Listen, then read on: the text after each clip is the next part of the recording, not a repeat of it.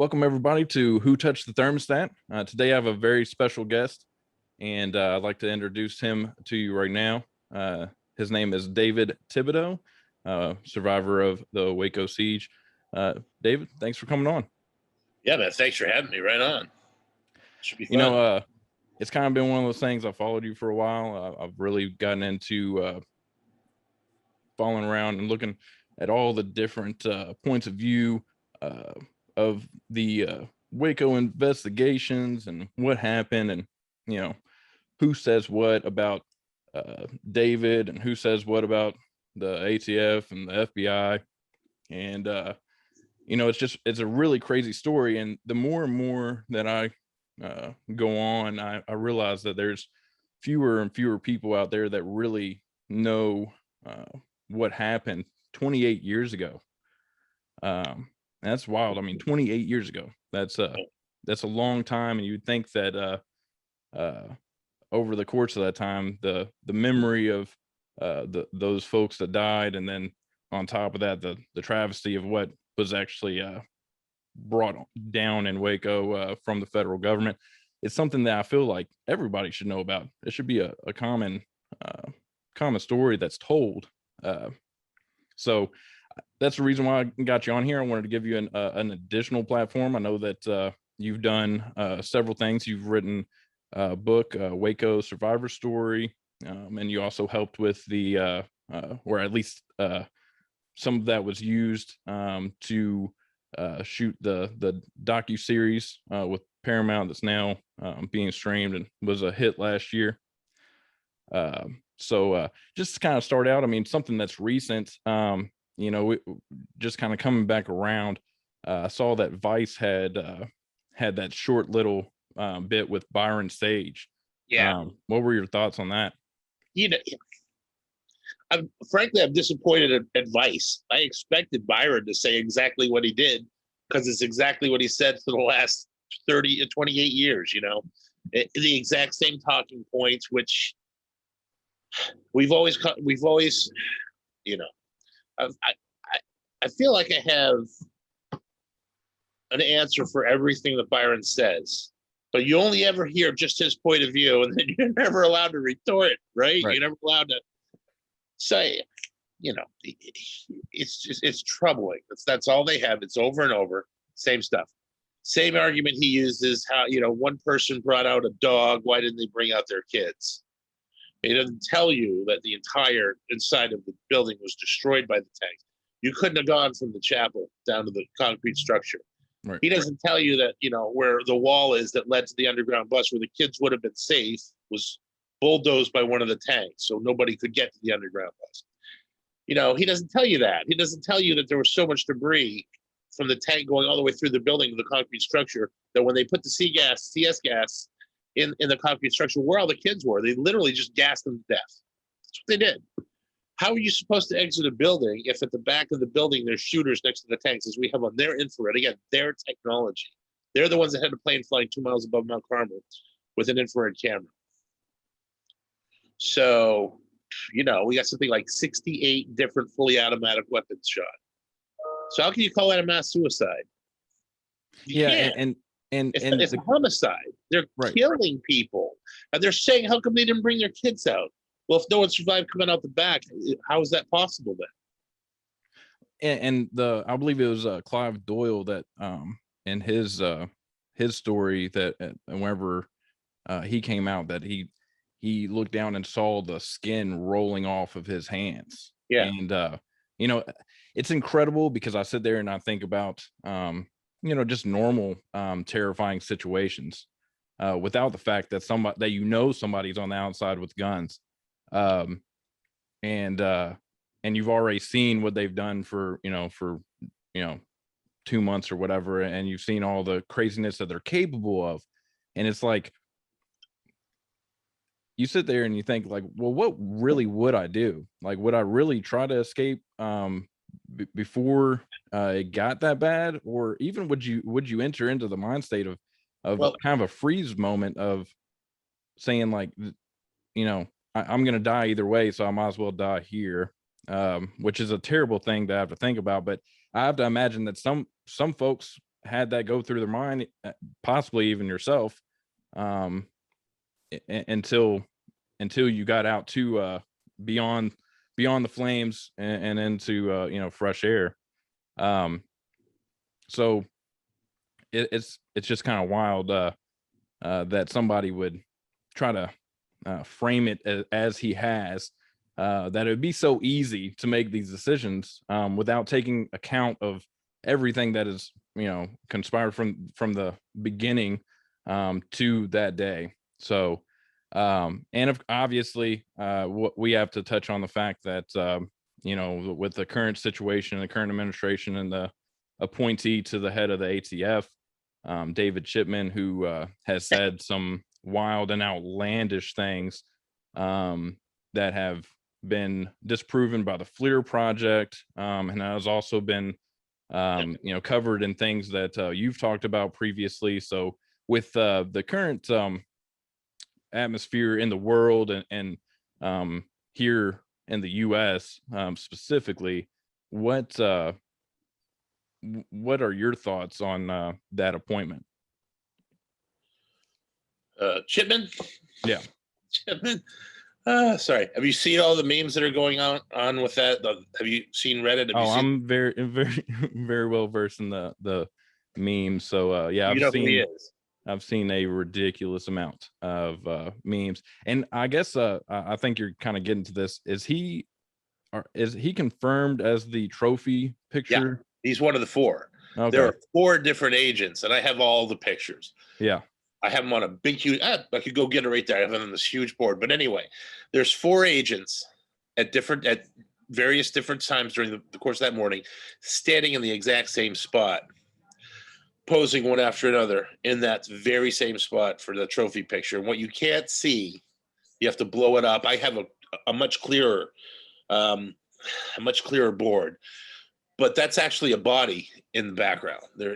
It's a charred remains of a person that they're actually posing in front of. So that was a guy that was a hostage rescue team member who was on the ground, an FBI guy. And I can't help but wonder how, because the FBI and the ATF are not the best of friends. So, right. It's interesting to me that's going to be his legacy, is going from the FBI to head of the ATF. Yeah. I don't know. I just kind of, I mean, funny. It's just it's really appalling, and it's ironic because we'd already kind of discussed having you on. Slap in the face, that's for sure, dude. Almost a month ago, and then of course, leading up to this recording and everything, we I got that news, and I'm like, oh my goodness, like this is just crazy. And not beyond that, we're just over a week away from the anniversary of Waco, and I'm very, I guess I hate to say it this way, but I'm very glad that the appointment is coming at the time it is, because he's already being buried as far as the memes and stuff go. But here within a week, like Waco will trend again, because it does every year. So it will trend again, and it will further open people's eyes and make that connection. So I don't know where things go from there. If his nomination and everything is approved or whatnot, but I just think it's crazy, and I mean it's just insane that that's the level that's okay, that is where it is, especially with the Second Amendment. And he basically hates the Second Amendment, everything about it. So yeah, that's their guy. Yeah. Is it really a surprise? I mean, listen, I got to tell you, I'm so disappointed in both parties. Just it's approaching it's complete disillusionment.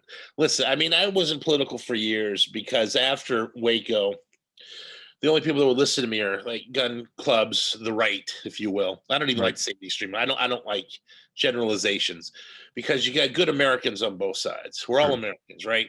It's just a different way of viewing things. That's all. Some people are just all about themselves and little government, and some people want to help everyone. Okay, I think the majority of the people are in the middle, although it doesn't really seem that way.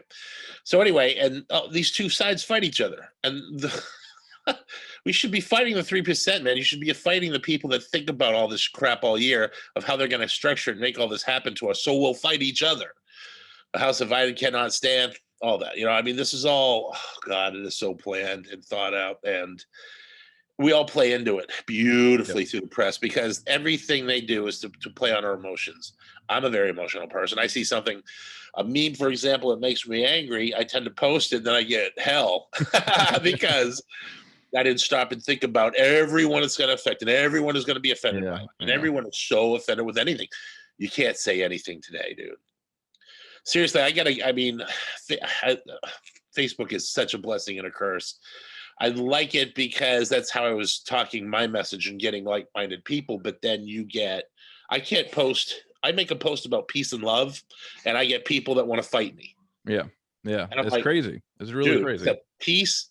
It's a post about loving your neighbor and loving your fellow man and loving someone for their character, not the color of their skin. What are you pissed off at? What? What? And They I, are though. It's crazy. oh, absolutely. And I mean, it seems like there's a new topic every day that somebody's supposed to be against or everybody's supposed to fight about. And like for me personally, I look at life and say, everybody has their own viewpoints and their own story. And I think it's time that we kind of, like you said, I mean, come together and be from a perspective of the middle and realize that the people need to bond together, because there's other folks that don't really like the fact that we would ever even get to that point. And I think they're showing their strategy right now, and obviously amping up with the nomination of Chipman is definitely a opportunity to reignite the anti-gun versus the people that are pro-gun. And it's all a smoke screen for everything that's going on in the background. So I totally agree with you. I would say that we probably agree on quite a bit whenever it Yeah. comes down to beliefs and Well, stuff. But the Democrats are just being idiots, and they're just. Listen, we had 4 years of Trump. Okay, 4 years of the poster boy for everything that the Democrats want to go after. Pretty clear, pretty yeah, clear. yeah, And Trump loses the election, and I know that's controversial. I don't care. Trump right. lost the election. I'm No, sorry, guys. I'm sorry. I remember when it was Bush Gore, and it all came down to a vote in Florida where George Bush's brother was the governor, yeah, the hanging right? chads. So you want to talk about being on the other end of that, right? And thinking the election was stolen. Then this is not new, kids. This Yeah, happens, and every side that thinks that that are no longer in power want to say, okay, you know what, this wasn't a fair election. Well, it was, but that even, let's just set all that aside. January 6th happens, right? You got congressmen who are literally hiding in pews, hiding in their seats, scared for their lives. And frankly, listen, I don't want anyone to have that fear. Even the people that I don't like, even the people that I know are trying to steal my rights. I want them maybe to go to jail. I don't want them to have to fear for their life, because I love everyone. I don't want anyone to have to do that. So I have empathy for that. But for them to go through that experience and then come out of it with all guns blazing, just instead of learning a lesson and saying, let's open a dialogue with these people who could have taken our lives. sure. It's like, no, everyone should just go to jail, period. And we're just going to go as extreme to the left as we possibly can to piss off the people on the right even more. So again, there's no reasoning. There's no reaching over to the other aisle. There's no saying, well, we're sorry. Now maybe we can move forward. And no, it's just, it's the pendulum is swung the other way, and the other side is going to do exactly what they accused the other side of doing when they were in power for 4 years. Yeah. And it's idiocy, dude. It's so crazy. It is so ridiculous and so needless. And if we don't shut up and start listening, dude, we're in big trouble. This is, I agree. don't see how this And, is not going to end in the Civil War. I don't. As I've grown, gotten older and everything, I'm learning every day, and everybody, I implore everybody to learn every day and try to face some of their biases and things that they may have held dear as far as their beliefs or values and stuff, and really like look beyond the veil and start to question everything, but frankly question how things have been going for the last 50 to 100 years, honestly, because They say history is, doomed to repeat itself. And really, if you pay attention to the cycle, it's very cyclical, how everything works. And there's a reason for that. Um, thank God that we haven't had another Waco, so to speak, at least on the scale. Obviously, I'm not a dummy. I do realize that things happen every day that are similar, just maybe not in the same size and scope. But beyond that, I really think that your point is that we need to get past all the two-party system garbage and really start to look at what will protect everybody, and create a better place to live, and the make America great again kind of thing. It's like, let's just make it great, period, and do what we can do to help everybody out and prevent the federal government from overreaching, and entering into people's homes. I mean, obviously with the red flag gun laws and stuff, like it just makes me sick, thinking about it. And prior to watching the docu-series last year, I had already watched several interviews of yours. I watched a lot of the congressional hearings that included you at points. And I've gone back and forth and watched all those things, but then whenever I watched the dramatization, it brought a different light to it. Now I've gathered that there's certain things that you said are really dramatized, and then there's certain things that are spot on. What would you say, just for clarity, if somebody's going to watch that docuseries, what would be something that you would say is over dramatized? I'd say read the book. Yeah. I mean, seriously, the book's very accurate, as opposed to what my experience was. There are many things they had to change for certain reasons. They didn't have time for the California connection. It was a 6-part series. They had a long story to tell. So they didn't have me meeting David in California. They had me meeting David in Waco. Yeah. They're not trying to change history. It's just like, that's how it is. Convenient. It's not a documentary. It's a drama series. Right. It's a series. There's a difference. So, if we get a documentary made, then it's got to be accurate. You have to have facts in place and a specific timeline. Sure. And that's a documentary. This is not. This is a drama. So it was great TV. It's great storytelling. They had me bury Perry Jones at the front of the building. It was actually Peter Gent who was buried at the front of the building. It was buried by Greg Summers, not myself. Okay. So because they had 7 or 8 characters that they introduced, and that was it, and there's 140 people that were in the building, some people that did certain things were attributed to other people doing certain things. Those things took place.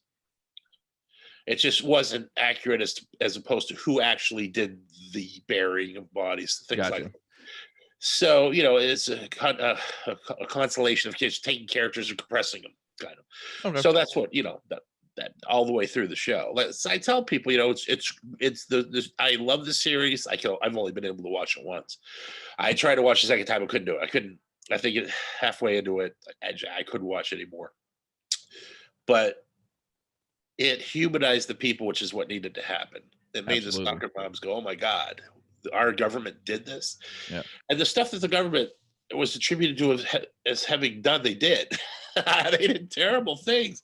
They lied about everything. They lied about pyrotechnic devices in the building. They lied about us using 50 cals. They made it sound like everyone had a 50 caliber machine gun they were using against us. That's ridiculous. Yeah. Didn't happen. Excuse me. Sorry. No, you're so fine. It's like, dude, it's how do you explain it? I'm not surprised by any of it, but yet it's still hard to see. Like when I see the trophy picture of the guy who's now going to head the ATF, and I'm thinking, there he is taking a picture with a gun in his hand and a body in the background, like he's all proud of this. You went and you gassed, you killed a bunch of kids, dude. What are you fucking proud of? Yeah. What are you proud of?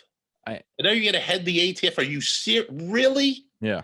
This is a guy, in my opinion, that maybe should have been had some criminal action taken against them. The people on the ground that did that crap, that lied about it to Congress, that lied about it. Come on. It just makes me Well, I crazy. mean, and not not to excuse certain behaviors and stuff, but just to kind of create a side by side. There, you hear about these stories from time to time, and I promise you that there's more that happen where soldiers overseas will take quote unquote trophy pictures, and there won't be bodies in the background, but it could be a tank or a building blown apart or whatever, and those people get reprimanded. Yeah. And sometimes it's pretty daggone strict as far as what they what the kind of punishment they get. And then to think on US soil these guys carried out what they did, and then they're standing in front of charred corpses. It's really appalling. Yeah. But I mean, it's like you said, it's not surprising. All these things are not surprising. We saw Ruby Ridge just a few years prior to the Waco siege, and a sniper shot a mother holding her infant in the head. So the extent of what will be done has already been kind of painted, and they just took it to a brand new level when they came to Waco. And point going back to saying that, talking about the docu-series, I do want to point out that obviously, like you said, you do have the book Waco Survivor Story, and you do have that available on that website that you just last June, I believe it was, that you had published, wacosurvivors.com. Yeah. Correct? wacosurvivors.com. Yeah. Yep. So I'll put that in the show notes and everything so people can access it. Has a lot of good information. It has David's book. It has several other pieces of literature. Clive Doyle's book, I think, is on there. Has access to the DVDs. So I even got a link to Sarah Weaver's book, who was she was the 16-year-old daughter of the daughter of Randy Weaver of Randy Weaver, and was there and had to climb over her mother's blood to get to the kitchen when they had to eat, that kind of thing, and heard them saying, "So what are you going to make for breakfast today, Vicky? You're going to make pancakes for the kids?" And she's laying there in a pool of blood. Can you imagine? I mean, what kind of sadistic individual would do that to a family, would do that to young daughters when they had shot their mother? And, like, I have to say, in fairness, the FBI or whoever, they claim on the ground that they didn't know that they shot Vicky Weaver. I don't know, dude. I have a problem believing that. I really do. I've seen multiple testimonies, and I've seen flip-flopping. Of people talking, saying that they knew that they had killed somebody. And I just don't see, I don't see how they didn't know that it happened. It just doesn't make any sense to me. But we'll grant them that little bit to say, like, okay, you didn't know. But beyond that, I mean, and the same thing, it's obviously a pretty popular trait of theirs to go after your emotions and your mental sanity, because they basically ramp that up during the Waco siege with all the crazy psyop type stuff with the flashing lights and the sounds of animals being tortured, and these boots were made for walking, playing over and over again. So I mean, it's just really crazy, which that's one of the things that I like about the docu-series, is that that part's really accurate, and anybody can look at that and be like, that's insanity. Like, who thinks that this is okay? You got women and children in there of all ages, and I mean, that's torture. I don't care what your game plan was or whatever. That's torture. That's not a game plan either. I mean, that's your plan, is you're going to take people that you're telling the public are radical religious cultists, right? People who have been mind controlled, and people who are unstable. Right. And your plan to get them out of the building is to make them more unstable through deep sleep deprivation and torture. Yeah. That's insane. I mean, what an asinine way to look at it. I mean, seriously, who came up with that idea? That's just ridiculous. Well, I mean, Everyone knows that the only way that something like this works is to have a harmony and some kind of what's the word I'm looking for? Some kind of, you have to have an understanding with the person that you're dealing with. And if you lose that trust, it's over. You're not going to yeah. get the result you want. And they deny, And and I don't want to mention names and stuff just because I don't want to slander somebody, but I know that I've heard ATF and FBI agents carry on and say things along the lines that that they didn't want. They rejected a lot of help from philosophers, theologians, stuff that were trying to help in the sense of scripture and those types of things to try to kind of give some insight. And that the federal the federal government said, no, stay out of it. We don't want your help. And it's like, you really aren't trying to do good in this situation. There's no way that you can explain to me that this makes sense to not bring in field experts, because in any other circumstance, in any other part of life or business, if you don't know how to do something or the most information about it, you go and find an expert. And if an expert is offering you assistance, you should take that assistance. Yes, you should. So Someone who spent all their time studying a specific subject probably knows it better than you do. absolutely. We're fine now. Thanks, So everyone, for bearing with me. You're on. Yeah, we were talking about the FBI and the ATF refusing any kind of help from the the philosophy experts and the scripture experts, and helping to understand what may be going through the minds of folks like David Crush and the other folks that were in the building. So I mean, just looking at it from the outside looking in, it's like, I don't understand why you wouldn't want help unless you purposely weren't planning on helping to have a safe outcome, which really and people kind of get the gist whenever they watch the docuseries, and there's several other documentaries that basically tell you that the ATF was trying to get their funding, so they needed an explosive raid. They could have caught David jogging instead of rolling in with cattle cars full of fully armed and ready to go combatants, rolling out of a truck. So I think it's very apparent what the goal was from the get-go if you really pay attention, but it gets clearer as time goes on, because just denying experts any kind of help kind of shows the true idea that was trying to be carried out there, which is really sad. But like you say, it's not surprising. No, it isn't. And the funny thing is, listen, you can get super intellectual with the whole thing, and you can, as people do, they'll break down, why did the government go in there? It must have been more than guns. It must have been more than, having a lot of kids. Why really? How did it get so out of control? Why did the ATF go in shooting? Why on earth were the helicopters going shooting? I mean, that's illegal. You're not supposed to use military equipment against citizens of the United States, but yet they did it. It's like everything David was teaching came to pass.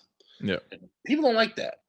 It's so much better if it's just a charismatic cult leader and a bunch of idiots living in the middle of nowhere that probably got what they deserve. That's what people can live with. At least that's what the FBI figured that people could live with. So that was, that's the picture they painted since day one. They never legitimized this. They never said, well, there's actually a bunch of college students that have left their colleges to learn from David. There are a bunch of, like, a third of the people from England that were from England had gone on to higher education. They met David when they were in seminary school, learning scripture. So, these are people that were not idiots. Right. It's easier to paint them that way because absolutely, that they can't be worked with or whatever. It's much easier to paint people that way. Henry Clay, I know I quote this every time I talk, but it's just so powerful. Henry Clay said, he was a Southern senator, said in the 1800s, the devices of power and its minions are the same in all countries and all ages. At first, it marks its victim and denounces it, exciting the public hatred to conceal its own abuses and encroachments. That's exactly what they did here. But people say, well, what was the purpose? And to me, the purpose is that it's biblical almost. David knew the scripture inside and out. Why didn't they just get him? Why did they go in like that? Why did they have to feel like they had to destroy the community? Maybe, I don't know. I can look to historical equivalents, and I think of white Western culture, whatever, the government wiping out the American Indians when they were doing the ghost dance. That was something that they didn't want the tribesmen, the Indians, the American Indians do when they were on the land that they were given by the government. Yeah. And some were massacred for doing the ghost dance, for doing these dances that gave them power. So I think it's always been a spiritual thing. I really do. The more I look back on it, the more I really kind of study it all. It's a spiritual thing. There's just this incredible spirit of greed and hatred that fights against anything that's good, that's indigenous, that's good. People living off the land, people that when we first came here to this land shared with us, showed us how to hunt, showed us how to do things to survive in this land. And then, many years later, we turn around and we kill them for the land. It's insane. It's a form of insanity that is crippling to humanity. And until and this is what I try to tell people. So I get a lot of people on the right who I respect. I get a lot of people on the left who I respect. And on both sides, because of my position, they both get mad at me for not thinking the way they think. And that's on both sides. Yeah. And I'm like, listen, if anything, you want to call me a socialist, whatever you want to call me, I'm a humanist. That's it. We should be treated, the golden rule, man. Treat people the way you want to be treated. It should be that easy. We can't do it. We just can't seem to get the most basic rule and lesson that would enrich everyone's lives. Help your fellow man instead of taking from them. We just can't seem to get that done. And I think until society grows to the point where we learn that rule, that this is not good. Nothing is going to be sustainable. We're seeing a time of trouble, as David Koresh talked about often. And we don't take David Koresh out of it. The scripture talks about it. Every prophet talks about the time of trouble. So now you could be an atheist, don't believe in the scripture. Fine. Don't believe in the scripture. But look at science then. Okay. It's the same thing, really, in the sense. The end of the world's coming, guys. We have destroyed the sea. There's more plastic particles, subatomic particles of plastic in the ocean than there are stars in the universe now. That's an insane number. It's whales are washing up on the shores in Europe, 27 at a time, with so much plastic in their stomach, it's killing them. Once the whales go, and then due to massive fishing, we're cutting the shark fins off just for shark fin soup in some countries. Once all these, oh my God, sources go, then everything plays a part in the ecosystem. When you destroy one, you destroy everything else. And due to overfishing and all the things that we're doing to the earth, listen, we're coming. We are at the point of no return. Not just CO2. CO2. Whales are the greatest form of fighting carbon, of fighting CO2, and it has to do with their excrement. It actually fights CO2. The ocean fights more CO2 in the atmosphere than does the rainforest. So yeah, it's very important. And if we destroy that, we're done. We're done. And dude, it's the same stuff. Overfishing, over everything. Yeah, I totally can agree with you that, I mean, obviously the entire world is a giant machine, so to speak. I mean, everything kind of leans in on each other, whether it's plant life or other animals or sea life and whatnot.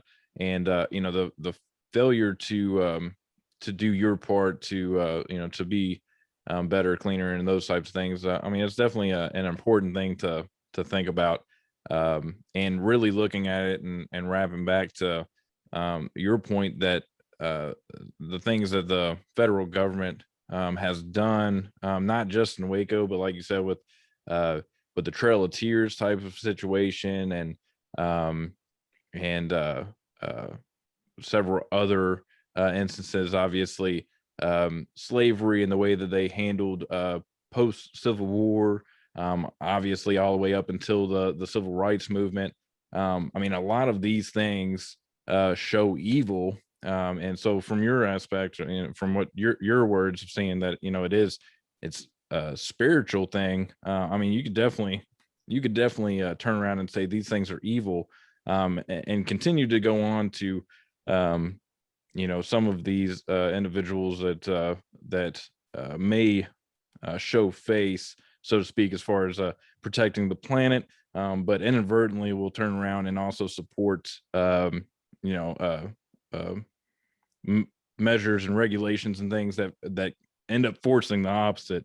And it's just a real train wreck. And I think that if we as a people could decide to simplify and respect one another and really get down to the basics, instead of trying to make every little issue somebody else's responsibility, expanding the federal government and saying like um, you should make so and so do such and such. I mean, and obviously standing where we're at right here today, there's a lot of things that are up in the air of expanding the federal government and what they can tell you what to do and where to be, or what you can own. And it's like, where does that stop? And if you allow them to have the inch and everything, then it will continue to trickle down. And all the situations that you spoke about will get worse because we will become dependent on more things that are or we may be forced to be dependent upon things that are worse for the world, the environment. So I mean, it definitely does kind of dog ear the situation and say, hey, like there's real evil that people should be looking at and combating. um but beyond that, obviously we could talk about evil all The day. good news is this generation, especially this generation, and despite the fact that their education system is terrible, Yeah, there are some really, really good kids out there that are trying absolutely. to do the right thing. Yeah, And more so than in my generation, whereas like, bullying, it was a part of school. You had to deal with it. yeah, You know what I mean? There wasn't people like no, they just accepted it. You had to deal with it. You see, now people are standing up to that kind of crap. And I hate bullies, so that's good. So people are at least that now they see. In my generation, we didn't see, we were learning the reality of the horrors of what's really happening behind the scenes. Very much like the Matrix. yeah. It's like we're all Absolutely. Yeah, asleep and plugged into these machines. yeah, And there's two saying. Well, one of the sayings I love is, well, to get back to what I wanted to say earlier, is you reap what you sow. That's an old biblical proverb, right? You reap what you. It's yeah, true. If you yeah. don't put proper seed in the ground, you're not going to eat throughout the winter. Mm-mm. That's the way it used to be, survival of the fittest and such. So if we're reaping what we've sown, well, look at the death and the destruction that we're responsible. It's quite a bit. It's stunning, really. So there's there's that. And the other is ignorance is bliss. And in the 80s, it was just one big party. It's like, we got through the 70s and Vietnam, and that was terrible. And now it was, it's time to have a good time, and there were no consequences. Then we started to see what the consequences were. And then in the 90s, it was like, oh my God, there's the hangover, was the 90s. And it's time to pay the bill. Yeah, And then you get the 2000s, and then you get 9/11, and then chaos and insanity that stemmed from that. So it leads to now, I think, a populace of young people that are influencers that are on there. And again, when the pendulum swings, they take it too far. I think they take it way too far. Everyone's too offended with everything. Yeah. But at least they care. You know, you can be who you are now in this country without getting hung. You know, you can be a gay person. You can be who you are and find the right circles of friends, and you're accepted. There was a time you couldn't find that. You had to move to a big city and live on a very exclusive street to find your people. Yeah. Okay, so it's easier to be who you and that's a good thing. That's Absolutely. I'm trying to say this a little bit more eloquent. I'm not, I hear you. I but understand. that wasn't even understood when I was a kid. It was Yeah. just like I had empathy for people because I just always did. I hated bullies, and I always felt for the little guy. I always associated with the American Indians because of the massacres, and I just didn't understand how it could happen and be allowed to happen, and yet it didn't. And then because my father's a history teacher, and I started to understand that it's secular. It happens all through history. These cycles are over and over again. Yep. When we're seeing the red and the red states and the blue states against each other, this is not new. This happened after World War I in Germany. This happened to the Rome to the latter years of the Roman Senate and Congress. I mean, we have seen this over and over again. France, you know, the Age of Enlightenment, you know, off with their head, all that, all this stuff has happened before, and it follows specific guidelines. You know, people, the racism, people being upset, people being offended with everything, and then it gets to the point where it's all controlled. This all becomes a machine, and that's what I'm worried about. Yeah. I'm worried about this machine. We talked about crypto very briefly. It's an amazing thing to have things decentralized, but what does that really mean? Okay, let's say the funds are decentralized. Do you think the government's just going to give that up? Absolutely not. They got the tanks, man. So I don't think they know nobody knows what's going to happen yet. It's an exciting time because there's this revolutionary spirit and people just want to be left alone. They just want the truth to come out. Absolutely. And the truth is coming out more than ever. Yeah. And that's what's kind of interesting and exciting. But now we got to see what people do with it. Yeah. Yeah. I think that the generation above mine is going to fight it until they die. I really do. So the young people, the next generation, are going to have to make the change. And they got to do it quick because we're killing ourselves. So.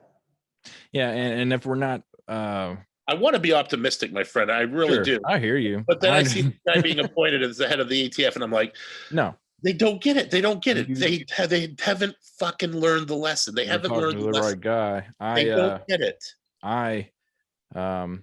You know, obviously, like we talked before, I'm just a couple years older than the Waco story itself. You know, but I have really opened my eyes to a lot of things, and I've grown at a different rate than some, and I definitely already see you know, the man behind the curtain, so to speak. And you know, I the people that I you know, associate with and everything, we're very much in the mindset of taking human action and doing what we need to do and saying the things that people are afraid to say and spreading messages of truth, which really honestly, like I started off this episode saying that I wanted to give you a platform because I think that even though that you've had interviews and obviously there's video documentation of you giving testimony, I think every opportunity that you get to speak and put a face to the name David Thibodeau and be able to give a you know, humanize the victims of Waco is super important because as much as it's one story, it is a telling story. And the cycle that you referred to, I was referring to, that things will happen again. And if you're not aware, then you're not going to see it coming. And I think that's kind of my frustration, looking from my perspective, that a lot of people aren't aware, so they're not looking and saying like, oh, this is bad. This is bad. These are telltale signs of other terrible things that happen. And if you're not careful and if you're not aware, and you're busy just accepting narratives and things, regardless if it's right or left at this point, you're in trouble. Because like you had mentioned the election, I've told people, I'm like, you know, I can be sympathetic to your thoughts or how you feel, but if you get too hung up on the election being stolen, then what else is going to go behind the veil while you're over here and getting angry, and potentially showing yourself in a bad light that's going to create even more problems. So let's be strategic and think about like what can we do to prevent other atrocities or what have you. But And don't take it out on the innocent. Your anger. That's the other thing. People let their anger get to the point they can't control. They take it out on the innocent. yeah, Like, yeah. like Timothy McVeigh. What? Why, dude? Really? What? You read the Turner Diaries and you decided you had to blow up a federal building? I mean, that's not the answer. Killing a bunch of kids And because a bunch of kids were killed is not the answer. It's not the friggin' answer, man. well, the worst part about, I don't want to say the worst part because there's always deeper things, but the bad part, bringing that up, is a situation where I talk to people and more people know about the McVeigh connection to Waco than they do about Waco itself. And That's by design. And the people that do know Waco normally, or know the name Waco, I should say, they relate it to the Jonestown incident, and it's like it's all meshed together. And it's totally different. There's no connection between Jonestown and Waco. Yeah, There's no it's similarities. not even close. It's not even this. No. Not even close. But I hear it all the time, and it scares me because it is a it's an obvious out in the open, like this is planned, this is plotted. However they're teaching it and everything, it's all combined together and explained. They teach it as like cults or whatever, and the effect that they have on society or whatever, however they want to frame it. But they do a lot of more damage that way, and they protect the real perpetrators in the situation, and the Waco case obviously being federal agents that gassed and burned children. Now, obviously, it's a terrible situation. It's an awful story. But I would like to take the opportunity to maybe dig in and talk about some positive memories that you had, whether it be during the siege, because I'm sure that at some point you had to find a moment to just be a positive human, even though with everything being terrible around you, trying to find positive moments. So, if there is anything that comes to mind, whether it's just a general experience while you were there in Waco before the siege or during the siege, I really love to hear maybe a short story or something that you have about a relationship or just a good memory. There are many, many good memories. Some of the most important and deepest nights of my life were hanging out with Steve Schneider and hanging out with Wayne Martin and listening to these guys, what they had to say, how they thought of things. Through Steve Schneider, I mean, I learned about so many. I learned what the Illuminati was before people knew what the Illuminati was. See, that's now everyone knows, and it's like it's a joke, right? It's everyone knows it exists, but people get into it, and they talk about it, they debate it. It was not known in 1992 when I was talking to Steve. Very few people knew what the symbolism on the dollar bill meant. We knew. He knew. He would explain everything. I knew the name Adam Weishaupt. I knew 1776 and in England and how they started this global thing. It was all. I learned all this for the very first time then, and the more I looked into it, the more I could see that it was true. Tied it to certain secret societies and secret families in this country. All the forefathers were members of Masons and Masonry, and how that all kind of fit in the secret handshake. Where if you're in court, all of a sudden the judge is going to let you off if you know the secret handshake. I mean, when you think about it, it's a way for the elite to control and help each other out along their path. So it made sense. It's true. It's an existence, and it's a spiritual thing, if you will. But learning about those things for the first time from these very intelligent people that talked very, very rapidly and had so many facts, like Steve did, or Wayne Martin, who told me that when he first graduated from Harvard, he got a job working at and he wouldn't say the name, but one of those financial institutions. And they told him after he got the job that his job was going to be to meet with people who have nest eggs that they've saved up and that they want to retire on. And his job was to make sure that he took their nest egg and made it to companies and took it away from them.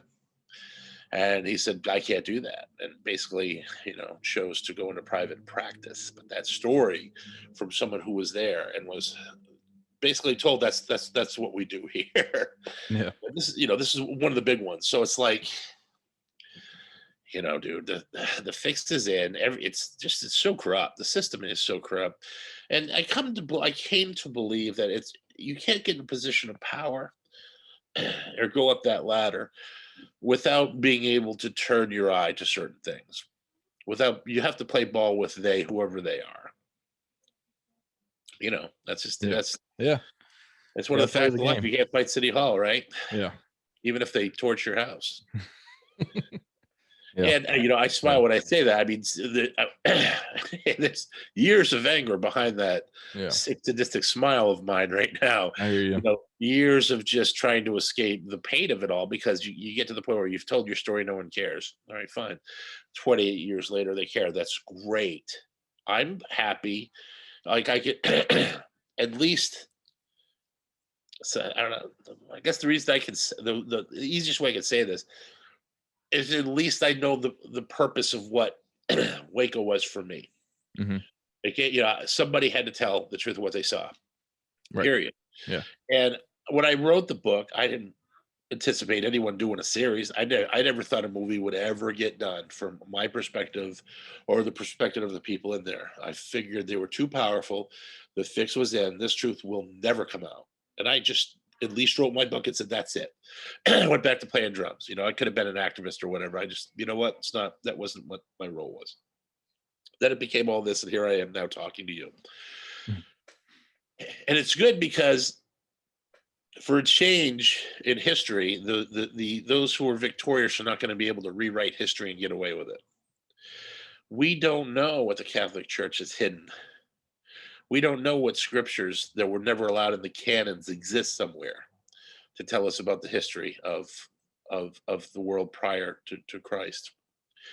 We don't know, the Alexandria with the library burning, all these ancient texts and knowledge that mankind had created was destroyed. There's so much about history we have no idea about. And the fascinating thing about this time is we got satellites. Now, these satellites with certain imagery are finding the whole civilization that exists under the canopy of the rainforest and forestation all over the world, where there's civilizations that we had no idea ever were there or existed. What were they? Who were they? What did they think? What did they know? What were their politics? What was their religion? So many questions. And it's like, I feel like we're on the precipice of understanding what this is all about, or at least human history that has been lost sight of for millennia. And that's an awesome thought. It's an awesome thing. And, I feel kind of unfortunate that I won't live to see it, but I'm glad that the generation to come will, if we can save the earth, if we can save ourselves from our self-destruction. And I don't know if we can, but I got to tell you, I'm not going to be a pessimist. I'm going to be an optimist here today with you. Okay. And here's what I'm going to say. Being a child of the 80s, we thought we were going to blow each other up any day. Yeah. Every day I would come home from school and watch MTV thinking this could be my last video because the Russians are going to nuke us. Yeah. I mean, that thought almost daily. I mean, really, we really, really seriously, honest to God, guys, thought that any day it was over. I'm surprised that I've made it here to what year is this? 2021? Yeah. I can't believe I made it to 2021. I can't believe it. I cannot believe it. And despite the fact last year was probably like the worst year on record. Yeah. It wasn't. Something like it was 582 or 572, 72 or 80. I'll have to look into the figure. Was actually the worst year on record. That's because there was an outbreak of the bubonic plague, followed by 3 volcanoes going off simultaneously in different parts of the world, which created so much ash that people didn't get to eat that year. And so starvation happened all over the world. So that's considered the worst year in history, in recorded history. So if you think 2021 was bad, you can look back now and say, hey, Thibodeau said it's actually been worse. You know, So there's to something be to look honest, forward I to. think this is just an observation. I think that I had seen that in after Trump was elected, somebody had made that point. But anyways, uh beyond that, so I mean, I think it's really for me, I really like to learn from people, and obviously, I'm glad that I've had you on because I can learn little things about you, little things that the docuseries won't, and the book maybe won't because you're talking about years since you wrote the book, so there's it's a different David Thibodeau that I'm looking at right now, but That's for sure. it's good to hear that there were moments of expansion of thought, beyond what people think that everybody in there was some kind of mind controlled zombie that was just worshiping David, and there's other things that are going on that were normal that people don't realize that I think that some people that may dabble in a little bit realize that people, it wasn't like everybody was just locked in and never went out and stuff or whatever, that people held jobs outside and worked with the general public, Sure.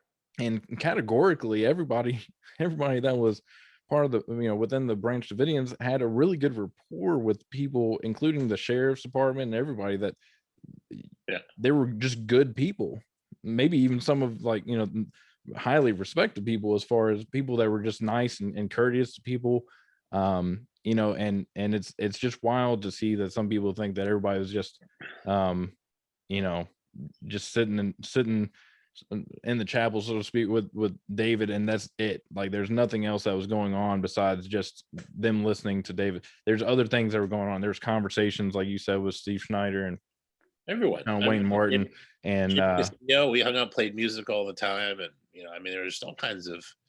There's just so many moments. Greg Summers hanging out with Cliff Stellars. I should mention Cliff Stellars. He's the guy he was the artist. He did all the artwork. He did, like, if anyone has seen the David Koresh rock shirt, he actually has a fiery fly. He did that shirt originally. He's got a fiery flying serpent on the back, which was like a serpent with 7 seals that had 7 wings, fiery wings.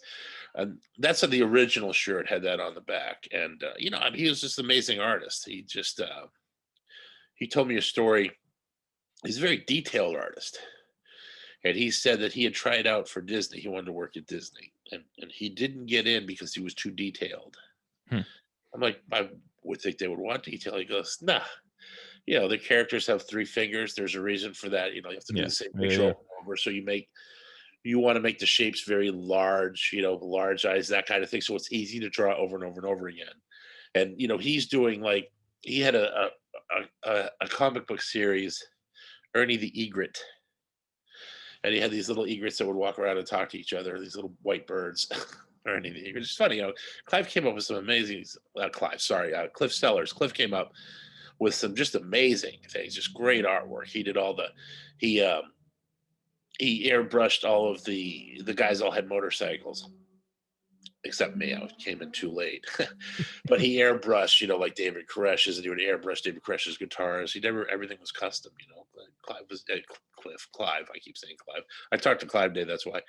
But Clive was just this amazing artist and this amazing person. To talk to him, he's a very deep guy, And that's the thing of my relationships in Mount Carmel. Well, these are all people that enriched my life. And that's something that most people don't know. Yeah. And I mean, that's kind of the reason why I wanted to give you an opportunity to just kind of touch base and point out, a couple things, because, I mean, like you said, the docuseries is what it is. It's a dramatization. So, I mean, there's things that, may be true, but may have happened to somebody else or what have you. But, all in all, these were people, and, these were just like our family, our friends, the people that we spend time with. And that one thing that people will learn, I'd really encourage everybody to take a look at some of the documentaries and things. I'll link some of the stuff, or at least give some of the information, like the FLIR project, rules of engagement, and things of that nature, that really paint really good pictures of what was going on. But Stuart Wright's, there's an individual, a professor named Stuart Wright. I have his writings on the website, and his stuff's great. It's just a critical analysis of the FBI and the actions of the FBI, various titles that he's worked on. That some of the stuff is just out of this world, fantastic. He breaks down so many things day by day, what happened in the trials. One of his articles is about, he said it's too bad the FBI didn't have a rule book they could have followed to, help make sure everyone came out all right. Yeah. Well, it turns out they did. They did. Yeah. And he did a critical analysis of that, and he found out of all there's something like 23 different rules to follow in a negotiation, that they violated 11. They violated 11 of their own rules to get people out safely, and then they said, we don't know why people aren't coming out. I don't know. Well, I mean, how I many? can't overstate that enough. I mean, that's just crazy. I mean, they had dozens and dozens of negotiators. What could go wrong? But the one thing I wanted to touch on is that, as far as the humanization point is, people need to realize that they sent in cameras for the people in Mount Carmel to humanize themselves, right? And basically, whenever on the flip side, they're like, we can't release this because then America will know that they're just normal people in there that have families that are from all different ethnic backgrounds, from all around the world, different ages, different levels of education and intelligence, and they'll see that these are just people. So we can't do it, because what we're about to do will make everybody, enter into mass hysteria. So I just think that it's appalling. And one of the biggest things for me is just humanizing the people that died, and trying to show people how terrible it really is. And I can tell you, so I have a toddler, I have a little girl, and watching the docuseries, granted, it's a drama, but watching the end and thinking about the children, and gas mask not being able to fit the children, and thinking about what CS gas can do to the human body. And just real quick, not to be too graphic for people, but I mean, CS gas can contort your body. It can pull on your muscles and tighten, even to the point of breaking bones. So watching the end of the siege in the movie really just hurt me, because I look at it from the aspect of my daughter, and the hurt, the rage, everything that would come from a situation like that. And I really want people to understand that these were human beings, regardless of what anybody tells you. I don't care, even if they were, which I would never say that the Branch Davidians were some mindless cult, because I know better. But even if they were, they did not deserve to be gassed and to be burnt alive. And I mean, it's really crazy. But once again, that's why you're here, because I want everybody to see a face and say, like, this happened. This is not some kind of conspiracy theory. And there were real people in there just living their lives, just trying to do what they thought was right. Yeah, people still won't believe it. It's just how people are. There's going to be people on the government side, period. End of story. There's going to be people on our side. Sure. I think people on our side are way more informed. Yeah. Well, I mean, that's it. Like I said, I mean, I've watched all kinds of videos, and really, honestly, like, if you want to get outside of the just the argument of whether was it a cult or not a cult or whatever, if you really want to cut down into like cold hard facts and in the realm of science, the FLIR project should be enough for you to say who was right and who was wrong, because the FLIR project does a phenomenal job of breaking down the lies that have been told the public and saying, like, this, this is, we debunked all this. And that's like a real good stepping stone for people. Then you can kind of backtrack into the rest of the story and realize, from that, who was really not telling the truth. But beyond that, so I mean, we're kind of getting to the point of uh closing up and stuff, but I want to give you the opportunity to maybe, if it's okay with you, I don't want to put you in a corner or whatever, but if you could kind of give us a synopsis of the last day, when the CS was put into the building and when you finally got out, just to kind of paint a picture for people, what that day was like for somebody on the inside. Yeah, sure. I mean, it started very early. And the phone rang, and it was an FBI guy. They're saying to wake up Steve. Steve was sleeping. But anyway, we got him up. And then you can hear the tanks rolling down. And it was still dark out. I remember that. And then, Steve found out that they were going to come in. And he said they were going to start injecting tear gas into the building. And then Steve was running up and down the hall saying, everyone get your gas masks. They're coming, get your gas masks. Right? Now, the thing, this goes back to Byron and what Byron said on that Vice episode. And what he said is right after Steve said, get your gas mask. And he said, start pouring the fuel, pour the fuel. That didn't happen. I was there. Nobody said pour the fuel. I never heard anyone say pour any fuel. That's absolutely ridiculous. So, I don't know where he gets this tape or if the FBI made this tape up in a lab or what, but they never played that tape for me at the grand jury. The only tape that I ever heard was something that they said, start the fire. As I started the fire. And when I heard it with the headphones, I had to play it 4 or 5 times. To me, they were saying, cut the power. Cut the power. I heard it very plainly.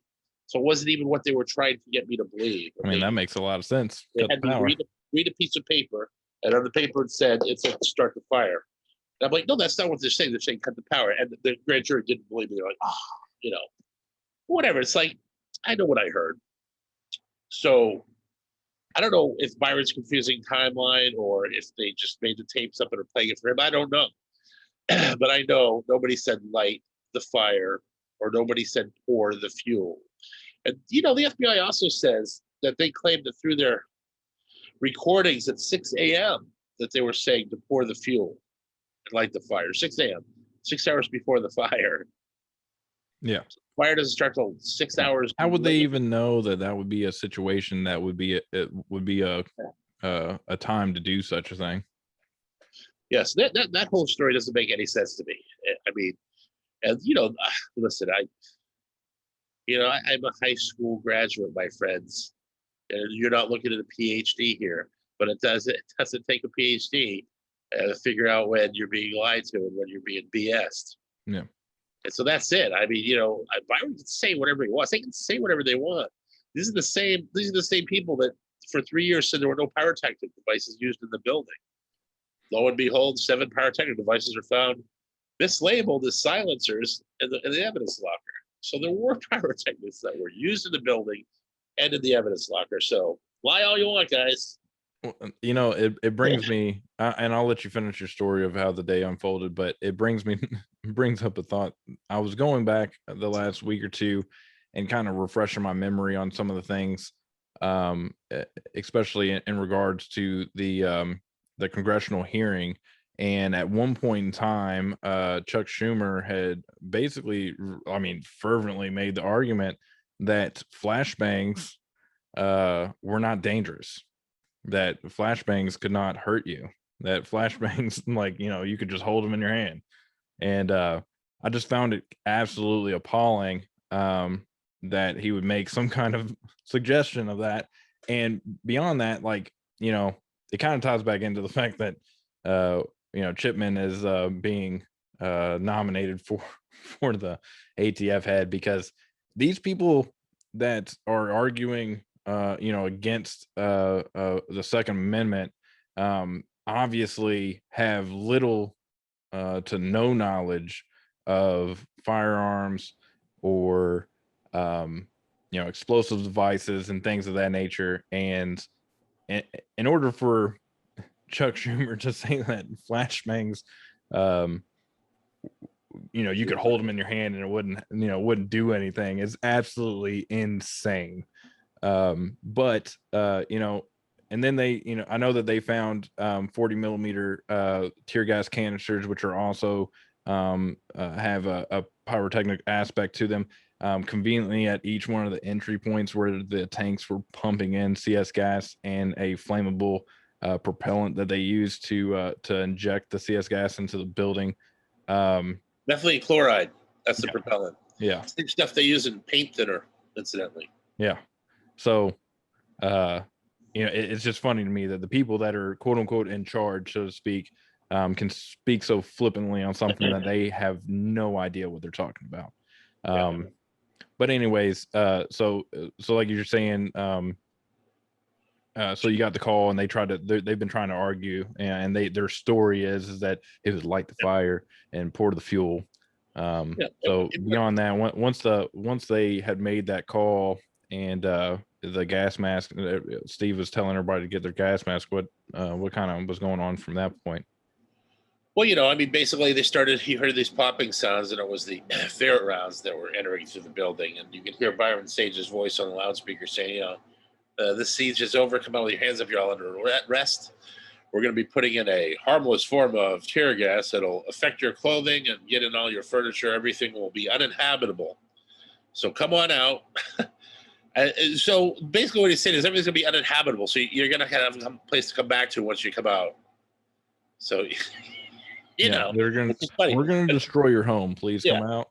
Well, they'd already done that. Well, they hadn't done that yet. But later on in the day, when the tanks started to come into the building, that's where it got particularly terrifying. Yeah. But what happened is they had something like, 400 something ferret rounds, and they ran out. They ordered more, and they hadn't gotten there. So they decided at that point to dismantle the building and move the tanks in and spray the CS gas. The tanks would come with the booms through the second story, and then they'd spray up there. And then the tanks would come through the lower decks and certain windows and stuff, and take out the windows and spray in there. They were spraying in the chapel area all over. So the tanks would enter a little bit and start spraying. By the way, I have allergies. Sorry about it. You're fine. I sound like Mickey Mouse or whatever. It's because the allergies are starting to affect me. But excuse me, guys. So that happened. After, I would say 9 or 10, when they ran out of the ferret rounds, they started dismantling the building. And what we didn't know, we could hear the building shaking, and we knew something was going on at the back of the building, but we didn't know what. And apparently, we know now because we can see the pictures, but the tanks were going all the way through the building and scraping all the stuff that was in the gymnasium area. And they were raising it. They literally leveled the gymnasium to the ground. Yeah. And every time they did that, you could just feel the whole building shaking like it was an earthquake. It was incredibly loud noise, a scraping noise. So that went on over and over again. You're just like, your senses are fully engulfed in every way. If you take your gas mask off at all, you start tearing up. So you put your gas mask back on, which it's hard to breathe through that. It was very windy. The wind was whipping through the windows. Yep. I remember that. Basically I was okay. I figured that David was going to try to establish communication with him because that's what they said they were going to do. Sorry, guys. And hold on. So he was trying to establish communication. Let him know, that I guess one of the tanks had cut the cord to the phone line. And so we were trying to get them to get us another phone. But they just wanted it over. They didn't care. So, I was hopeful. Up to around 10:30-ish, I heard a news bulletin. I was listening to the radio. I had the radio on. The radio said that, the FBI or Janet Reno is okay to CS, or they didn't say CS gas, a tear gas plan, and they're putting gas into the Mount Carmel building. And that the FBI have received over 200 bullet rounds against their CEVs, but due to the credit of the FBI, they have not fired back at the Davidians. Mm-hmm. Yeah. That was it, dude. Fix was in right there. I mean, that's when I lost all hope. And that was the worst feeling in my life, was losing hope, because I had hope, even though we were being gassed. Yeah. And you can survive if you have hope. If you don't Absolutely. have hope, like when you're actually going into the oven, or you're actually going into the gas chamber and they're getting ready to put the Zyklon B, and you know it's not going to be a shower, that's the worst feeling of all. The second before it's all over and there's nothing you can do about it. Losing hope is losing who you are, losing your spirit, losing your soul. It's literally that powerful, and it's that's what it feels like. And so when I heard that, I totally lost hope, because they were lying. And I knew the fix was in for a complete disaster. They were going to destroy us. At that point, I knew it when they said we were firing at the tanks. Yeah. Because I was in a chapel area. Most of the people were even in the other side of the building, were in the chapel area. And nobody had shot at the tanks where I was. I didn't hear any gunshots the whole morning. So it's like, I knew they were lying. And if they weren't lying, I'll give them this, because I don't know what's going on the other side of the building, or even at the back of the building. And if someone was shooting while the tanks were coming in and scraping, no one would have heard those gunshots. But that's the only caveat I will give them. I have to be honest enough to say, I'm on the far corner of the building. I don't know what's going on the other far corner of the building. Yeah. But you can hear gunshots all over the property. Absolutely. I think I would have known. But here's my point. My point is, I know that no one was firing at the tanks, because I was devastated to hear that they were telling people that we were firing at the tanks, because it wasn't true. It was a complete lie. And, you know, I'll go to my grave saying that. It's just the truth.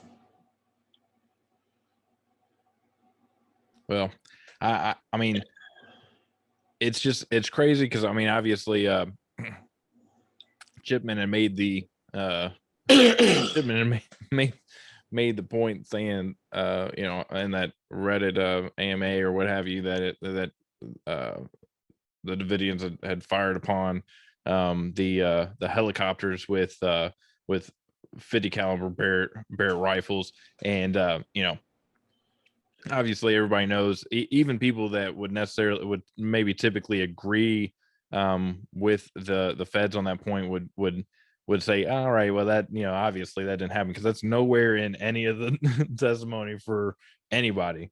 You know, and obviously, like, you know, you can read in and say that, you know, there were shots fired at the helicopters, and the helicopters had to, you know, whatever, they decided to retreat and land. But and they make the argument that there was only video cameras on board of those helicopters. But I encourage everyone, because I you know, I'm a single man, so I'm not going to act like I'm the arbiter of truth, and give you information secondhand. I encourage everybody to go and look at the documentaries, such as Rules of Engagement, the FLIR Project, and others, because all the information that I've got are from these very, very clear documentaries and informational videos and whatnot. And I think that people, if you really pay attention and you look at these things, you'll come around and you'll understand that pretty much everything that the public was told was a bold-faced lie. And you know, at that point, I mean, there's terrible things, and like you said, you were in one part of the building, so you can't know everything that was going on until hindsight. If you saw the documentaries and stuff, you probably learned information that you had no idea about, because it's a pretty big building.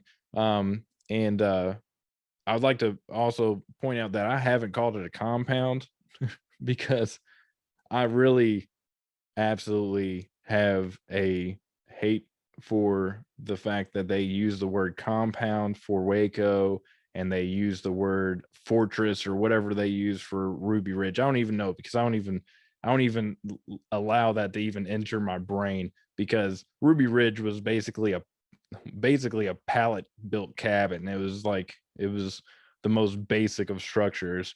And you know, if you go and you research the Branch Davidians and how the building and stuff came about, it's not a compound. It was pieced together and built by the people who lived there over a period of time. And it was a home, it was a church, it was a community. It wasn't a compound. It didn't have barbed wire or razor wire top fences. Um, it didn't have watchtowers with mounted machine guns.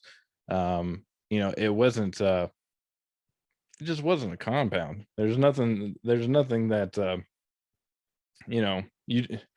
Everything has their symptoms of what they are, but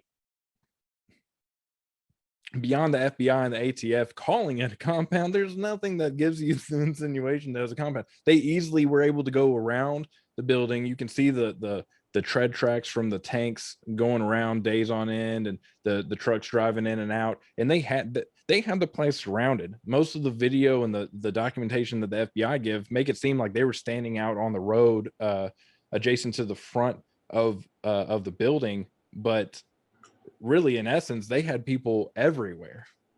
And it's just kind of wild. But so just kind of to wrap up the last day, what did it look like whenever you went from like the mentality of losing hope, and then the moments that led into you exiting the building? Yeah, what happened was around Munich. We were all in the chapel area. The tanks had already come through, so that was pretty shocking to see a tank come through your front door. But we heard, it was funny. I talked to Derek Lovelock in England recently, and what's funny is Derek and I have not talked this entire time. Like he went to jail, wasn't tried. He got out and went back to England. I never spoke to Derek.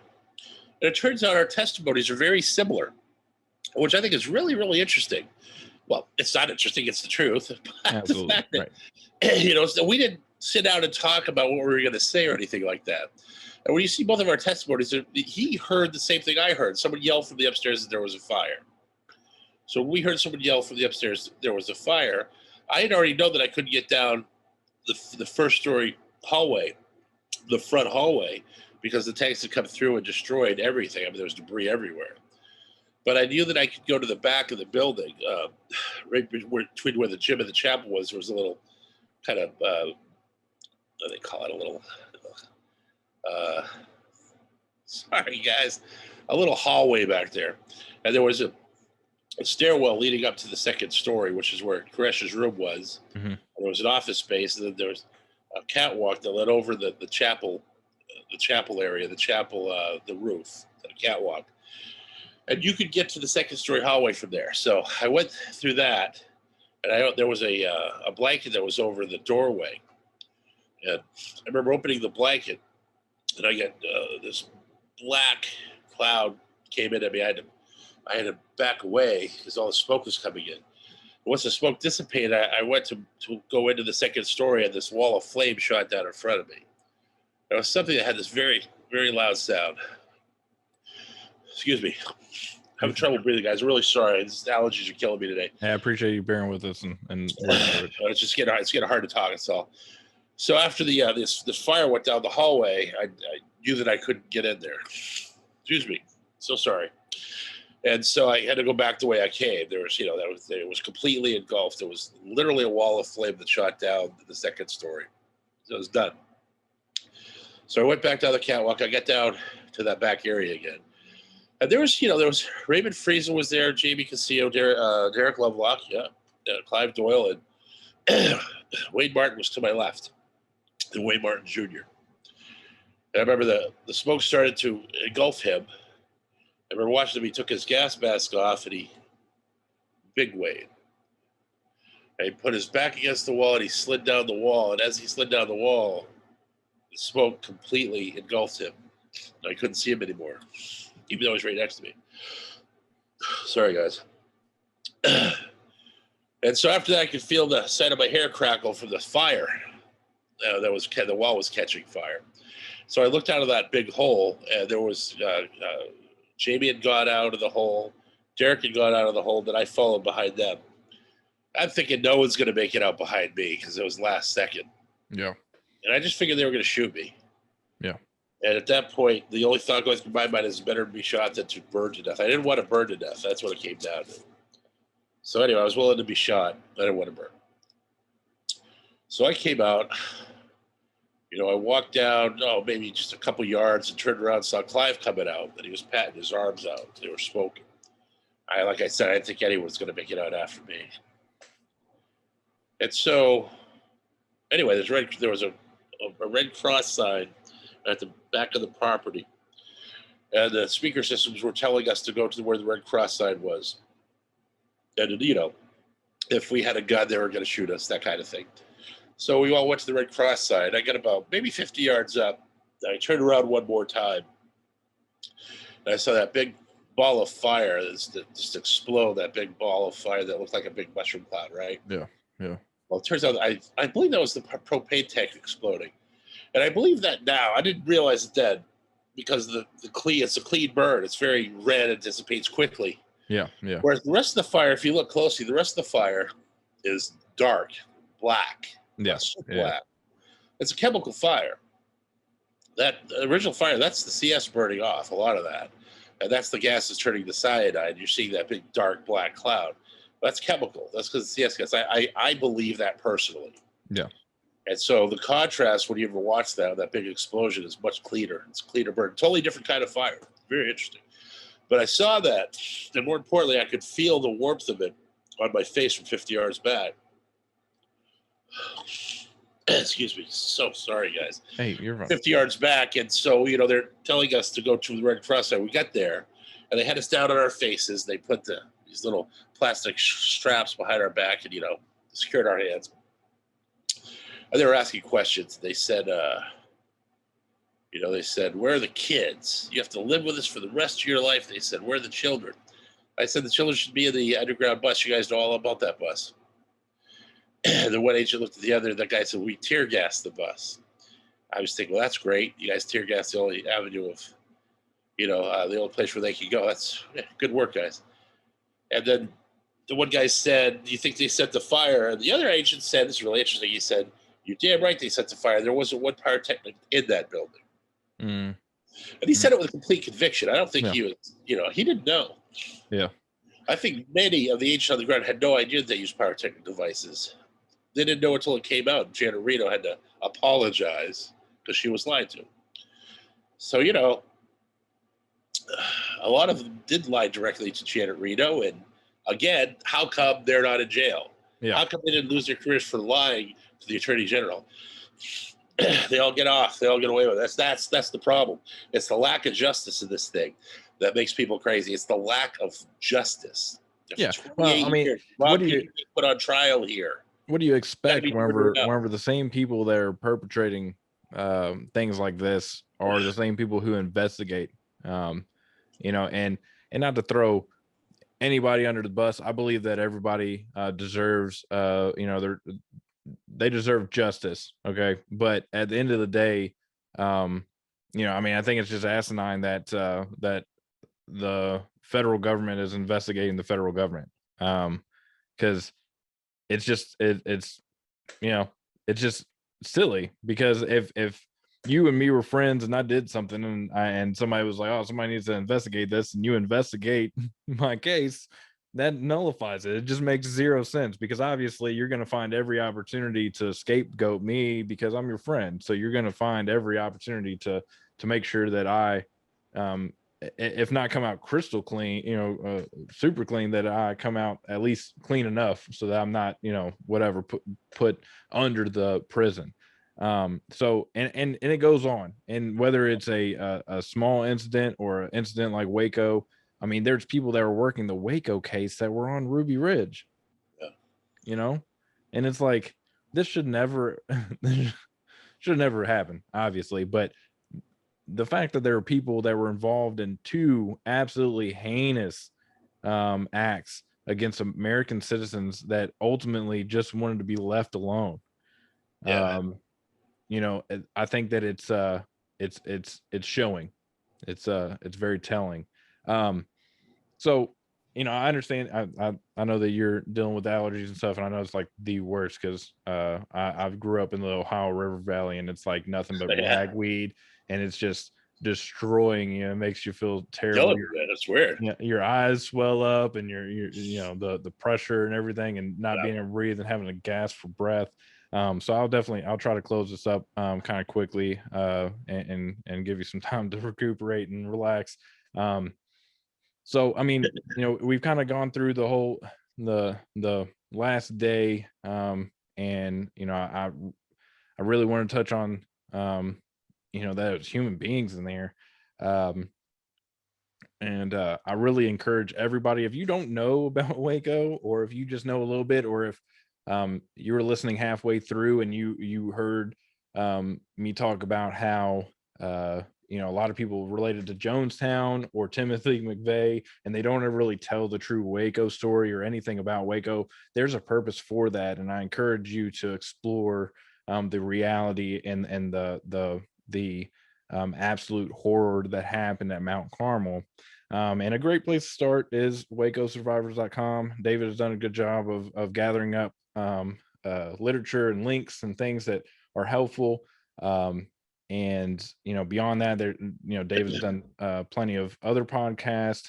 He's participated in the congressional hearings back when they held them, was 99, I think it was. Is that right? Whenever they came back around, it was later. Anyways, either way, I mean, I know I'm it was a careful while with after, because it was like directly after the McVeigh thing. I'm trying to pinpoint the dates. I may get them wrong, but either way, there's some really valuable information. The testimonies from yourself and from some of the other folks that were involved, is very interesting, and it's almost like it's hard to watch even the testimonies in Congress, and hear people that obviously know what they're talking about and feel what they're talking about, and knew some of the folks that died. It's painful. It absolutely is. And you know, at the end of it all, we just really need to pay attention, learn from those that we can, and thankfully, folks like yourself and Clive Doyle did make it out, and were able to tell the story and create something. Because I mean, goodness gracious, besides the fact that we're sitting here today, I'm very thankful for you coming on and answering my request. It's very exciting for me because I like I said, I've been interested in the story for a long time. But foremost, I think it's super important that the story is told for any kind of travesty. And I'm very thankful that you made it out that day. I'm super thankful that you're here today to be able to tell the story. And, I hope you have many more years of being able to tell the story and participate in discussions so that people know what's going on. But either way, we've done this here today, and we'll have this up for people to watch and be able to digest and see one of the human beings that were at Mount Carmel that were put up against federal gas and fire in order to be here today. So beyond that, I do want to give you the opportunity, if there's anything that you want to close out with, or if there's anything that you'd like to direct attention to. I know that last year I watched the Zoom call that you all did for the 27th anniversary. I know that COVID has kind of been crazy, but I know that Texas obviously recently has lifted a lot of their restrictions. So is there anything planned? We're doing another Zoom. We're doing another Zoom platform Okay. this year. Yeah. Is there an easy way for people to find that, to be able to watch it? Is it going Well, to be on YouTube? no, it's not or- easy because we only have a select amount of people we can have on there, Uh-huh. and we're really worried about Zoom bombing, Okay. especially Right. Yeah, I understand that. all that stuff is because people get crazy with it. It's just crazy, dude. So what we're doing is, if you want to reach out to me on social media or through the website, and you send me your email address and say you want to be on the list, we'll put you on the list and send you an invitation. Okay. That's the other way to get us through an invitation. So you have to reach out to me through my Facebook. there's a Waco Survivors, there's a Dave Thibodeau Facebook, friend request me, that kind of thing. Or just go to the website and there's an email where you can send me a request with your email. We'll put you on the list. Okay. Well, you can definitely David expect at me to be Waco there. Survivors. David at Waco Survivors is my published email address. All right. Good deal. So I'll definitely be on there. I'll be tuning in to listening to everybody. But beyond that, that's the details on that. Is there anything else that you'd like to draw attention to, or maybe give a moment for before we close this out? No, I'm just I always look forward to April 19th. I look forward to it because we have a slideshow presentation and hearing all the names of the people, getting to see them and kind of, spend a few minutes with each one. There's so many people that died there, man. Yeah. And it's awesome to think of who they would be, if they would have lived. And it brings back, and I think it's a visual representation of the power of what the government has done to this community. Almost completely wiped them out. And we're just not going to let it go. Unlike other massacres in the past where there wasn't pictures of everyone, we have pictures of most of the people. Yep. We can tell their story, through this technology. These images, these people can live on forever. And that's, I feel blessed knowing that. And I just want to say that no matter what you believe or what you think we believe or believed or whatever, or the people that died believed, that, all these people died for God. They died for a scripture that they believed was written and inspired by God through prophets. So they followed the scripture very, very thoroughly. And they believed that, they were this last group that would have to face man, the evils of man, if you will, the king of the north, the king of Babylon, however you want to look at it, before the kingdom of God would be set up. And so that force came in to kill them. And they gave their lives for what they believed. They're the literal term of martyr, that they are literally martyrs. Mm-hmm. And they did not die for David Koresh. They died for the Bible. They died for the scripture and what that represented to them. And, it's incredibly brave that they stood up for what they believed in this day and age and did back down when the tanks were coming through their front door. And I don't think that's ever reflected on, especially in the press. It's just, they're just so above honor. They are so above what they have been given. And they deserve every honor in heaven. That's it. They deserve their wings. They deserve to live forever in paradise. Who knows, what happens after we go on. I know for sure. I personally believe that that we are energy, and once we leave this mortal flesh, the energy lives on somewhere. I've always believed that. And everyone's getting older. And, I guess if I have one thing I want to wrap up with, it's that you didn't win. You ATF guys that lied, and you FBI guys that have lied. And there's a lot of FBI guys that didn't know any better. There's a lot of FBI guys that didn't know what really happened. I believe that. I believe many of the FBI agents on the ground were deceived, and are still to this day. Yeah. But those that have lied to the American public and you have basically pissed on the Constitution, and you have pissed on your oath to serve us, the public, your time's short, my friends. How old are you now? What are you guys, 60, 50, 70, 80, some of you? Your days are numbered. We're all getting there. You're running out of time to tell the truth. Yep. So let's have some early deathbed confessions, huh? Why don't you get it off your chest? Yeah.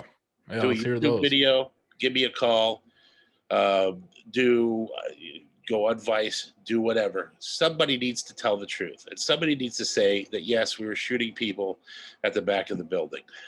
Seriously, somebody needs to stand up and say, "Yeah, we came into the helicopters and we shot people from the helicopters. We know you did. I'd like to We know see where the evidence front of it. door is. It's there, guys. You people are lying. Some of you are Yeah. lying. Set yourself. Okay, I got a saying that I put on all the books that I sign. Just the truth will set you free, and the free shall seek the truth. That's Yeah. it. Absolutely. It's time. It's time for you guys. Unload yourself. Unburden yourselves. You had a chance before you die to make this right and tell the truth. Do it. Embrace it. That's it. Hey, I love it. I mean, I think that it's it's almost poetic in the sense of coming from yourself and seeing the destruction and knowing the pain. And I'm glad that you brought that up, because I don't want to say I forgot about it, but it's one of those things that was kind of stored in the back of my mind watching the Zoom call last year and going through all the names and talking about positive memories, and just kind of pointing out the different people that were in there that lost their lives. And it's one of those things that I think that like you said, I think that there's probably some agents that may have been in or around, or maybe even just push paper for the case, that were told something, but ultimately they were lied to, just as the American public was lied to. And there's people that in the American public that have accepted that lie, and there's people in the federal agencies that have accepted that lie. And it's sad, but I really do hope that moments like this podcast, other ones that you've been on, and if people tune into that Zoom, or I believe there's a recording for last year's Zoom out there somewhere that people find on YouTube or whatnot. I think it's very powerful people to see the people that came out before the fire, and the people like yourself and Clive Doyle who made it out through the fire, and reflect I lost on. your audio, buddy. You can't hear me? Oh, it looks like you're on mute. Oh, nope. I was on mute, yeah, but your audio cut out too. I'm on mute because I'm wheezing here because I'm so stuffed up. I don't want to hear people hear me wheezing. Now I can hear you. Okay. Well, anyways, in closing, ultimately, everybody go and do your research. Check out the docuseries. Check out wacosurvivors.com. Be sure to grab a copy of a signed book from David Thibodeau himself on wacosurvivors.com. And beyond that, I hope that everybody does seek truth, because the free do want the truth, and we depend on it. So in liberty, I appreciate everybody tuning in. Thank you for joining us, and thank you, David Thibodeau, for being on an episode of Who Touched the Thermostat. I thank you very much. Hey, man, I enjoyed it. Thanks for having me on. Appreciate it. You have a blessed one. Okay. Take care, man. You too.